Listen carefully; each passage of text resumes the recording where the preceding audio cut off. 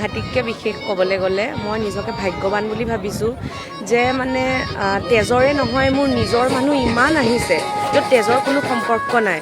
এইখন মাজুলীৰ গাঁওখনে মোক যিদৰে আঁকোৱালি লৈছে, নিজৰ মানুহখিনিতো আছেই, গাঁৱৰ মানুহখিনি, পৰিয়ালৰ মানুহখিনি, কিন্তু যিদৰে মানে মোৰ এই পৰিৱেশ দিছে, মোৰ দেউতাই বিয়াখন মা নাই যিহেতু, দেউতাই যিহেতু বিয়াখন ইমান বিশেষ কৰি তুলিছে, নিজকে সঁচাকৈ ৰজাৰ জীয়েক যেন অনুভৱ কৰিছোঁ মই।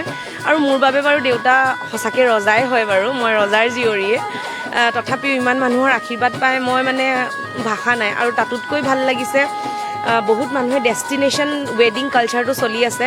ডেষ্টিনেশ্যন ৱেডিং কৰিবলৈ আমাৰ অসমৰ বাহিৰত যায়, কিন্তু আমাৰ অসমতে যে ইমান ধুনীয়া জেগা আছে, ইমান ধুনীয়া প্ৰকৃতিখন আমি দেখুৱাব পাৰোঁ, আমি আনকি আমাৰ বাহিৰৰ মানুহ আনি পেলাই আমি অসমত আমাৰ মাজুলীত বিয়া কৰাব পাৰোঁ, সেই বস্তুখিনি আমি দাঙি ধৰিব পাৰিছোঁ বুলি ভাবিছোঁ।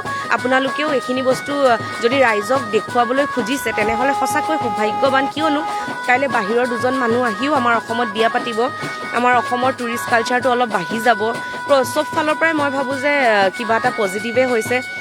মাজুলীৰো প্ৰশাসনে যিদৰে ছাপোৰ্ট কৰিছে, প্ৰতিজন বিষয়ববীয়াই যিধৰণে আমাৰ এই বিয়াখন সুকলমে হৈ যাবলৈ আশীৰ্বাদ কৰিছে, সেয়া সঁচাকৈ অতুলনীয়। মই বহুত ভাগ্যৱান বুলি অনুভৱ কৰোঁ নিজকে।